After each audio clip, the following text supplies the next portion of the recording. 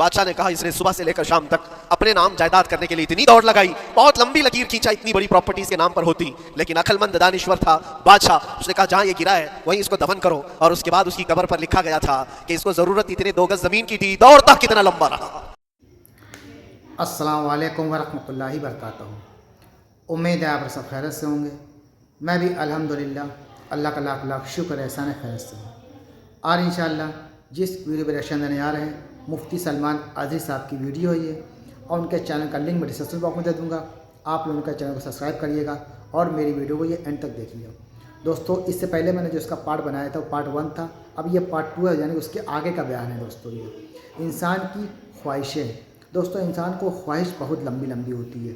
कोई शख्स अगर पैदल चलता है तो सोचता है मुझको साइकिल मिल जाए, साइकिल मिलने के बाद फिर वो सोचता है कि मुझको गाड़ी मिल जाए, गाड़ी सोचता है मुझको 4 व्हीलर मिल जाए। तो इंसान की जो ख्वाहिशें हैं उसकी कोई लिमिट, कोई सीमा नहीं है।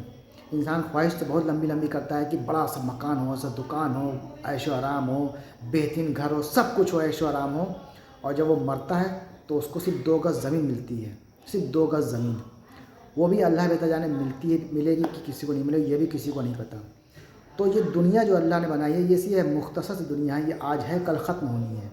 तो असल ज़िंदगी जो बितानी है वो आखरत की है, आखरत की असल ज़िंदगी है। वहाँ के लिए क्या तैयारी की आपने, वहाँ बेहतरीन घर बनवाया कि नहीं बनाया, वहाँ अल्लाह को राज़ी करने के लिए, वो अल्लाह को राज़ी अगर आपने कर लिया तो वहाँ बेहतरीन घर आपको मिलेगा। तो इंसान की जो ख्वाहिशें हैं उसकी कोई लिमिट, कोई सीमा नहीं है, आपको कंट्रोल करना है उस पर। ख्वाहिश तो बहुत होती हैं। तो ये जो टॉपिक है दोस्तों इसी बात का टॉपिक है ये, और ये सेकंड पार्ट है इसका। मैंने जैसे पहले बताया था आपसे फर्स्ट पार्ट और ये सेकंड पार्ट उसके आगे का। तो इसको भी वीडियो को आप लोग देखिए, शुरू से लेकर एंड तक देखिएगा। और जिसने भी पहला पार्ट ना देखा हो तो मेरे चैनल में जाके पहला पार्ट देख सकता है, ये सेकंड पार्ट है। और इस भी बयान को आप लोग एंड तक देखिएगा, इसको आप इबरत लीजिएगा और इसको अमल करने की कोशिश भी करिएगा। और वीडियो को जितना हो सके दोस्तों शेयर किया करिए। तो चलिए आइए पहले हम वीडियो देखते हैं फिर बात करते हैं। दौड़ा था, उसकी रूह निकल गई। बादशाह ने कहा इसने सुबह से लेकर शाम तक अपने नाम जायदाद करने के लिए इतनी दौड़ लगाई, बहुत लंबी लकीर खींचा, इतनी बड़ी प्रॉपर्टीज के नाम पर होती, लेकिन अक्लमंद दानिश्वर था बादशाह। उसने कहा जहां ये गिरा है वहीं इसको दफन करो, और उसके बाद उसकी कब्र पर लिखा गया था कि इसको जरूरत इतने 2 गज जमीन की थी, दौड़ता कितना लंबा रहा। सुबह से शाम तक इतनी लंबी लकीर खींच लिया, लेकिन सोने के लिए इसको जो जगह चाहिए थी वो बस इतनी ही सी थी, वो 6 फीट की जगह। अज़ीज़ान गिरामी, ये एक जिंदगी के किसी का हादसा हो सकता है, लेकिन मैंने देखा है कि तकरीबन सबकी लाइफ में यही है। हम अपनी ख्वाहिशात के पीछे इतनी तेज दौड़ते रहते हैं, लेकिन जिस चीज की हमें जरूरत है उसकी तरफ एक बार भी नजर नहीं करते। कौन सी चीज है जिसकी हमें जरूरत है? वो हमेशा की जिंदगी आखिरत के लिए जो चीज चाहिए वो अल्लाह का जिक्र है, वो रब्बे जुल जलाल की जात पर यकीन और तवक्कुल है। आज अल्लाह ने सेहत और सलामती के साथ जिंदगी दी है, तो वक्त निकालो और बारगाह रब्बुल इज्जत में आ जाओ। मेरे अजीजों, आखिरी बात अर्ज करता हूँ, ख्वाहिशात जहाँ खत्म होनी चाहिए वो कैसी है, वो कैसी है? अल्लाह के नबी सल्लल्लाहु तआला अलैहि वसल्लम मजलिस में बैठे, एक सहाबी का मसला था। एक सहाबी का मसला ऐसा था कि वो सुबह जल्दी दौड़ करके चले जाते थे। साहबा ने उनकी शिकायत की कि ये फजर में इतनी जल्दी चले जाते हैं कि किसी से मिलते ही नहीं। हुजूर ने पूछा कि वजह क्या है? उनसे पूछा गया तो उन्होंने कहा या रसूलल्लाह सल्लल्लाहु अलैहि वसल्लम, मेरा घर एक यहूदी के घर से लगा हुआ है, और यहूदी के घर पे एक खजूर का दरख्त है जिसकी शाखें मेरी आंगन में भी आती हैं, और पक्की खजूरें सुबह सुबह मेरे आंगन में गिर जाती हैं। मैं इसलिए जल्दी दौड़ करके जाता हूँ, मेरे बच्चे उठने से पहले वो खजूरें जमा करके मैं उस यहूदी को दे दूँ कि कहीं अनजाने में मेरा कोई बच्चा वो खजूर खाना ले। हमारे लिए हलाल नहीं है। ये सहाबी रसूल का अमल था। अल्लाह के नबी सल्लल्लाहु अलैहि वसल्लम ने फरमाया अपने बच्चों को हलाल खिलाने के लिए इतनी फिक्र, इतनी फिक्र। अज़ीज़ान गिरामी वक़ार, आप सुनिए, ये तो हालात ऐसे हो गए, यहाँ बड़े बड़े दरख्त ही निकल गए, खजूर तो छोड़े, बेकार भी नहीं, हराम चीज़ों के ऊपर तो कई लोगों की ज़िंदगी आबाद। खैर, हुज़ूर पाक सल्लल्लाहु अलैहि वसल्लम ने उनका मसला देख करके, उनकी तकलीफ देख करके अपने सहाबा में ऐलान किया, कोई है जो उस यहूदी का दरख्त खरीद करके मेरे इस सहाबी को दे दे, मैं उसे जन्नत में पूरा बगीचा अता करूं, जन्नत में पूरा बाग उसे अता करूं। सहाबा, जाहिर सी बात है, एक बार हुजूर ने फरमाया तो फिर उसको हासिल करने के लिए ऐसी दौड़ लगती थी, सब गए, मैं हासिल कर लूं, मैं हासिल कर लूं। अब उस यहूदी को मनाना था कि तू एक दरख्त जो है अपने पड़ोसी को बेच दे, आंगन में उसके है, बेच दे। अब उसको लगा कि इन लोगों की जरूरत है, मजबूरी है, तो वो भी अकड़ कर बैठा कि मुझे बेचना नहीं, मुझे देना नहीं। अब सुनिए मेरे अजीजों, मदीने में एक सहाबी है अबू दहदाह, अल्लाह अकबर, कभी मैं पढ़ता हूँ तो हैरत होती है। अबू दहदाह मदीने के उस सहाबी का नाम है जिनका बागीचा पूरे मदीने में सबसे मशहूर है, उनकी खजूरें सबसे महंगी खजूरें। अवालिया मदीना आज भी मशहूर है, जहाँ की अजवा खजूरें बहुत पसंद की जाती है। अबू दहदाह का बागीचा बना हुआ था, बड़ा खूबसूरत था, लोग मिसाल लेते थे, तारीफें किया करते थे, अबू दहदाह का बागीचा मदीने में सबसे कीमती बागीचा है। अबू दहदाह हुजूर की बारगाह में आते हैं, कहते हैं या रसूल अल्लाह सल्लल्लाहु अलैहि वसल्लम, अगर मैं उस एक दरख्त को खरीद करके वक्फ कर दूं तो क्या मेरे आका मुझे भी मिलेगा जन्नत में? अल्लाह के नबी ने फरमाया जो मैंने वादा किया है वो तुझे भी अता किया जाएगा। अबू दहदा कहते हैं उस यहूदी के पास सीधे आते, कहा कि तू एक दरख्त बेच देगा, बदले में मैं तुझे बहुत अच्छी कीमत देता हूँ। उसने कहा क्या दोगे? कहा मदीने में अबू दहदा का बगीचा तुम्हें पता है? उसने कहा हाँ जानता हूँ, नाम बहुत सुना हुआ है। कहा वो पूरा बगीचा इस एक दरख्त के बदले दे दिया जाएगा, एक दरख्त के बदले दे दिया जाएगा। उस यहूदी ने कहा क्या मजाक कर रहे हो? ये क्या मजाक है? मेरे आंगन में उगे हुए एक दरख्त की वजह से अबू दहदा का इतना कीमती बगीचा दे दिया जाएगा, ये कैसे पॉसिबल है? उस साहबी ने कहा अल्लाह के नबी की बात है, हम मजाक नहीं करते। हमारे लिए वो एक बगीचा क्या, ऐसे 70 बगीचे हो नबी पाक की बात पर हम सब अदा करते, सब हम वक्फ कर दें। उस यहूदी ने कहा कि इनकी तो मत मारी गई है मुसलमानों की, ये देखो अपने नबी की बात पर इतना कीमती बगीचा मुझे देने को तैयार है। और फिर उसने सोचा सौदा भी तो अच्छा ही है, बगीचा तो मिलेगा ही, लेकिन जो मैं दरख्त बेच रहा हूँ ये जाएगा कहाँ? ये भी तो मेरे आंगन में ही रहने वाला है।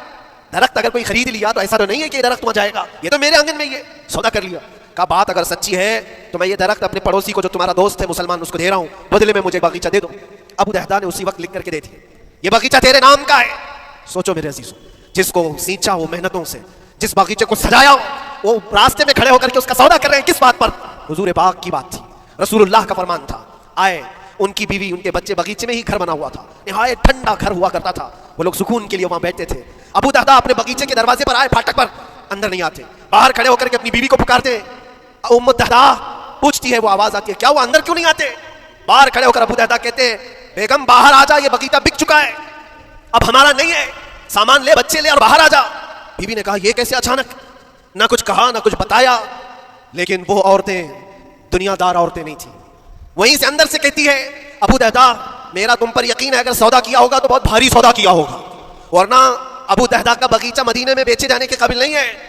कौन है जो इसकी कीमत लगाएगा? मेरा गुमान यह है कि मेरा शोहर अगर सौदा किया होगा तो बहुत ऊंचा सौदा किया होगा। अबू दहदा ने कहा मेरी रफीक हयात बाहर तो आजा, मैं तुझे बताऊं कौन सा सौदा किया है, बाहर आजा। बच्चों को लेती, अपना सामान समेटती है और उसी वक्त बगीचा छोड़ करके बाहर निकल आई। अबू दहदा से पूछती है ये अचानक सौदा करने की क्या जरूरत पेश आई? ये इस तरह से अचानक तुमने सौदा कर लिया और मुझे बाहर बुलाया, क्या सौदा किया, कितने पे बेचा? अबू दहदा ने कहा मेरे हाथ में पैसा तो 1 रुपया नहीं, 1 दिरहम नहीं है। कहा फिर कितने में बेचा? कहा अंदाजा भी नहीं कर सकती। अल्लाह के नबी ने फरमाया मेरे उस सहाबी के लिए जो एक दरख्त खरीद करके दे दे, उसे मैं जन्नत का बगीचा अता करूंगा। मैंने अपने दोस्त मुस्लिम भाई के लिए उसका दरख्त खरीद करके वक्त किया है और बदले में उस यहूदी को यह बगीचा दे दिया है। बीवी वो नहीं थी जो ये कहती कि मत मारी गई है तेरी, घर बेच के आ गया, फला करके आ गया। वो दुनियादार औरत नहीं थी, हाथ उठाती है और सर पर रखती है और कहती है अबू दहदा मुझे तुम्हारे बारे में यही यकीन था, कसम रब्बे जुल जलाल की, अगर वो यहूदी इस बगीचे पर नहीं मानता तो हमारे पास और जो कुछ था सब दे करके हम नबी पाक की बात पर अमल कर लेते। हुजूर की बात थी, वो यकीन था, दुनिया दे दिया, ख्वाहिशात कुर्बान कर दिया कदम मुस्तफ़ा पर। इसीलिए इकबाल ने कहा है कि जो कुछ भी हमारे पास है वो नाम मुस्तफ़ा से है। आबरूए मां नाम मुस्तफ़ा, हम सब की इज्जत आबरू मुस्तफ़ा के नाम से है। वहां अपनी ख्वाहिशात कुर्बान कर दो, खत्म कर दो, अपने अंदर की जितनी चीजें हैं। हुजूर ने फरमाया तो उसके बाद अपनी तबीयत नहीं, अपनी ख्वाहिश नहीं। तुम अपने घर पर सोचते बैठे रहोगे कि मेरा घर कैसे, मेरी बीवी क्या बोल रही है, मेरा बाप क्या बोल रहा है, मेरी माँ क्या बोल रही है? नहीं, वो सहाबा की जिंदगी ये थी, दुनिया क्या बोल रही है इससे हमें मतलब नहीं, मेरे मुस्तफ़ा क्या फरमा रहे हैं। अपनी ख्वाहिशात वहां पर। हज़रत अनस बिन नुज़ैर एक सहाबी है, वो हुजूर सल्लल्लाहु तआला अलैहि वसल्लम के बड़े राज़दार सहाबी थे। हुजूर उनके घर पर मौजूद है। मक्का से एक लेटर आया, जंगों की वो लोग तैयारी कर रहे थे। और अनस बिन नुज़ैर कौन है? ये इनकी बीवी जो थी अनस बिन नुज़ैर की, अपनी बीवी से बहुत मोहब्बत करते थे, बल्कि इश्क करते थे, इश्क करते थे अपनी बीवी से, और इश्क में उनकी शादी भी है, अपनी बीवी को बहुत चाहते थे। अब सुनो, मुस्तफ़ा करीम सल्लल्लाहु अलैहि वसल्लम अनस बिन नुज़ैर के घर पर है। मक्का से एक कासिद आया और राज़दाराना तौर पर एक खत दिया, कहा मक्का वाले जंगों की तैयारी करें। हुजूर ने खत को पढ़वाया और अनस बिन नुज़ैर से कहा अनस ये बात तेरे और मेरे बीच में राज है, किसी से नहीं कहना, जब तक मैं ना कहूं इस खत का जिक्र किसी से ना करना। अनस बिन नुज़ैर ने कहा अल्लाह के नबी आपका हुक्म, उसके बाद मेरी जुबान नहीं खुलेगी। खत को बंद कर दिया, रख लिया। हुजूर जब तशरीफ ले गए घर से, इनकी बीवी, इनकी महबूबा, इनकी रफीक हयात जिसको बहुत ज्यादा चाहते थे, आई। कहा अनस रसूलुल्लाह घर पर आए थे, कुछ राज की बात चल रही थी, क्या बात चल रही थी? अनस बिन नुज़ैर ने कहा देख मेरी बेगम मोहब्बत अपनी जगह पर, वो मेरे मुस्तफ़ा का राज, वो मैं नहीं शेयर कर सकता, वो नहीं बता सकता। बीवी हंस कर कहती तुम नहीं बताओ तो कोई बात नहीं, मैंने तो दीवार के पीछे से सुन लिया है, मक्का वाले जंगों की तैयारी कर रहे हैं, खत आ गया है। अनस बिन नुज़ैर ने अपनी बीवी से इतनी बात सुनी, सीधे जाकर के गला पकड़ लिया, गर्दन को दबोच दिया और कहा उस वक्त तक मैं तेरी गर्दन नहीं छोड़ूंगा जब तक मेरे मुस्तफ़ा का फरमान ना जाए। गर्दन पकड़ लिया उस औरत की जिसको सबसे ज्यादा ये चाहते थे, ले आए हुजूर के पास। कहा या रसूल अल्लाह माफ कर दें, आपका राज था, मैंने तो नहीं बताया, मगर मेरी बीवी ने दीवार के पीछे से सुन लिया और इसलिए मैं इसकी गर्दन पकड़ करके लाया हूं कि कहीं मैं मुजरिम न बन जाऊं, नबी पाक का राज इफ्शा करने वाला मैं मुजरिम न बन जाऊं। आका अगर आप हुक्म फरमाएं तो मैं इसको खत्म कर दूं या इसको तलाक देकर के आजाद कर दूं, आपके फरमान पर मैं कामिल अमल कर सकूं। अल्लाह के नबी ने फरमाया अनस छोड़ दे गर्दन, जिस तरह तू हमारे राज की हिफाजत करता है, ये मेरी सहाबिया है, ये भी मेरे राज की हिफाजत करेगी। उसके बाद हाथ छोड़ दिया और अपनी बीवी से कहा कि देख मेरी मोहब्बत मेरा इश्क अपनी जगह पर, बात जब मुस्तफा की आएगी पूरी कायनात को मैं छोड़ दूंगा, मेरे मुस्तफा की बात को अमल करूंगा। और उस बीवी ने भी यही कहा अनस अगर तू मुझे राज बता देता हुजूर का, इश्क में डूब करके, मोहब्बत में डूब करके, तो जो गला तूने मेरा पकड़ा कल मैं तेरा गला पकड़कर हुजूर के पास लाती कि हुजूर ये आपकी गुलामी के काबिल नहीं है। ये उनका कमाल दर्जे का ईमान था, अपनी ख्वाहिशात को कुर्बान कर दिया। एक मदीने की खातून ऐसी है, सबसे ज्यादा हसीन और जमील लड़की है, हुजूर के पास एक हबशी काले रंग के साबी हैं। आए कहा या रसूल अल्लाह मुझसे कोई शादी नहीं करता। हुजूर ने फरमाया कि जा मैं तेरी शादी के लिए एक जगह पर पैगाम भेजता हूँ, और भेजा उस लड़की के घर। अंसारी साहबी की एक लड़की इतनी खूबसूरत है मदीने में, उनके घर भेजा। ये तो हबशी किस्म के थे। ये एक पैगाम लेकर के जब आए, माँ बाप बाहर बैठे हुए, लड़की अंदर है। माँ बाप ने देखा क्यों आए हो, कहा मैं पैगाम लेकर आया। किस चीज का? आपकी बेटी से निकाह का। किसने भेजा? कहा अल्लाह के रसूल ने। माँ और बाप है, शक्ल और सूरत देखी और उनकी हसीना बेटी। कहा ठीक है तुम जाओ वापस, हम हुजूर से बात कर लेंगे। इतना ही कहा, टाल दिया होगा। वो साहबी जो आए थे काले रंग के, उन्होंने कहा ये तो रोज की बात थी, हर जगह रिजेक्ट होता ही था, मेरे लिए ताज्जुब की बात नहीं थी, मैं तो वापस आया हुजूर के पास। हुआ घर में क्या, अंदर जवान लड़की जो घर में मौजूद थी बाहर आई। कहा माँ बाप से पूछती है कि माँ कौन आया था? कहा एक नौजवान निकाह का पैगाम लेकर के। उस खातून ने कहा, लड़की ने कहा आपने क्या कहा? कहा हम बाद में बात कर लेंगे। कहा आपको अंदाजा नहीं आपने कितनी बड़ी खता की है, अल्लाह के नबी का फरमान आया था और आपने टाल दिया। मैं तैयार हूं उसके साथ निकाह करने के लिए, नबी पाक का हुक्म है।